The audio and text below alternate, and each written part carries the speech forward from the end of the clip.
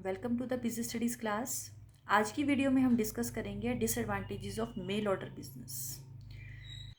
Previous video में हमने देखा कि इसके एडवांटेजेस क्या हैं, तो जहाँ इसके कुछ एडवांटेजेस हैं डिसएडवांटेजेस भी हैं। लेट अस सी वो डिसएडवांटेजेस क्या है। First is lack of right facility. Mail order business के अंडर किसी भी कस्टमर को राइट फैसिलिटी नहीं दी जाती। इसकी सारी जो सेल्स होती हैं इस सिस्टम के अंडर कैश बेसिस पर ही होती है। कस्टमर को कैश या तो ऑर्डर प्लेस करने के टाइम पे करना होगा या गुड्स की डिलीवरी लेते समय पे करना होगा। तो अगर कस्टमर जो कि वीकर सेक्शन से बिलोंग करता है फाइनेंशियली, अगर वो क्रेडिट फैसिलिटी चाहता है तो उसे क्रेडिट फैसिलिटी अवेलेबल नहीं होती। तो इसीलिए कस्टमर जो क्रेडिट फैसिलिटी लेना चाहते हैं प्रोडक्ट परचेज करते समय, वो मेल ऑर्डर बिजनेस के थ्रू गुड्स परचेज करना लाइक नहीं करते और इसलिए टोटल सेल्स डिक्रीज होनी शुरू हो जाती है। No quick delivery of the goods के लिए ऑर्डर प्लेस करने में और उसकी डिलीवरी मिलने में काफ़ी सारा टाइम लग जाता है, कई डेज लग जाते हैं। तो जो customer quick delivery of the goods चाहते हैं वो इस सिस्टम को यूज़ नहीं करते, वो मेल ऑर्डर बिजनेस के थ्रू गुड्स परचेज नहीं करते। Next is problem in making mailing list.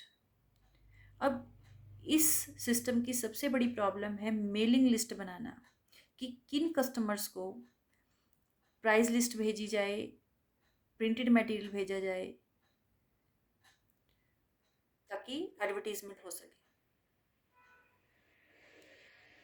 तो उन कंज्यूमर्स की, पॉसिबल कंज्यूमर्स की लिस्ट बनाना एक बहुत ही डिफ़िकल्ट टास्क है, क्योंकि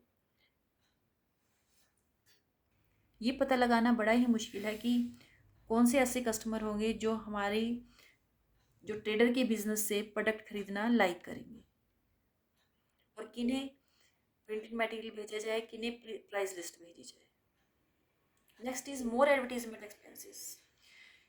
इस तरह के बिजनेस की जो सक्सेस डिपेंड करती है वो एडवर्टीजमेंट पर ही करती है।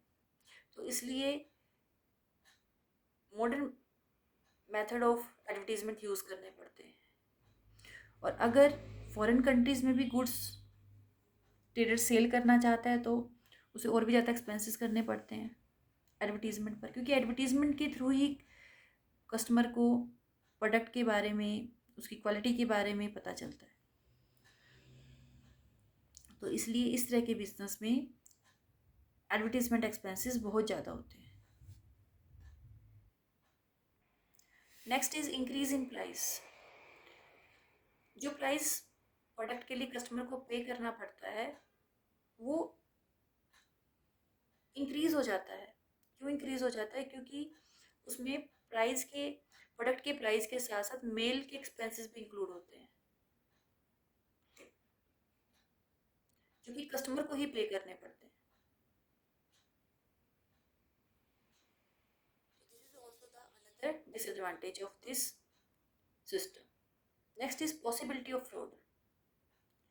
इस तरह के बिजनेस में फ्रॉड की पॉसिबिलिटी भी पूरी रहती है, क्योंकि इस तरह के बिजनेस का जो मेन बेस है वो है एडवर्टीजमेंट। एडवर्टीजमेंट के थ्रू ही ये कस्टमर को अपना प्रोडक्ट इंट्रोड्यूस करते हैं, उसके बारे में इंफॉर्मेशन देते हैं। तो एडवर्टीजमेंट के थ्रू कई बार ये इनोसेंट पब्लिक को मिसलीड करने की कोशिश करते हैं, एक्सप्लॉइट करने की कोशिश करते हैं। और एक बार जब इनकी गुड्स सेल हो जाती है तो कस्टमर इन्हें रिटर्न भी नहीं कर सकता। रिटर्न करने की भी कोई फैसिलिटी नहीं है। अगर उन्हें लगता है कि प्रोडक्ट डिफेक्टिव है तो रिटर्न करने की कोई फैसिलिटी नहीं होती इसके अंदर।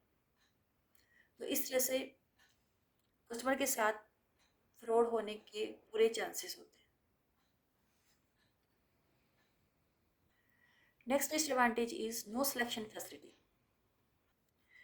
जब कस्टमर जनरली प्रोडक्ट खरीदता है शॉप पर जाकर तो उस प्रोडक्ट को प्रॉपरली एग्जामिन करता है, देखता है कि प्रोडक्ट उसके लिए सुटेबल है या नहीं, ठीक रहेगा या नहीं, क्योंकि वहाँ प्रोडक्ट कस्टमर के सामने होता है। बट इस सिस्टम में प्रोडक्ट कस्टमर के सामने प्रेजेंट होता ही नहीं है। वो तो सिर्फ एडवर्टीजमेंट को देखकर या प्रिंटेड मटेरियल को देखकर ही क्या करता है, गुड्स को ऑर्डर करता है। तो इस तरह से वो प्रॉपरली उसको एग्जामिन नहीं कर सकता, ना ये चेक कर सकता है कि वो उसके लिए सुटेबल रहेगा या नहीं रहेगा।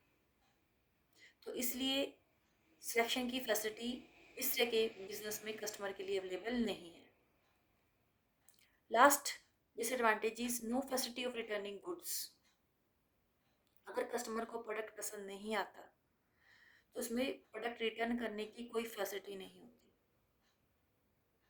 This is also the another disadvantage of mail order business. तो इस तरह से मेल ऑर्डर बिजनेस के कई डिसएडवांटेजेस हैं।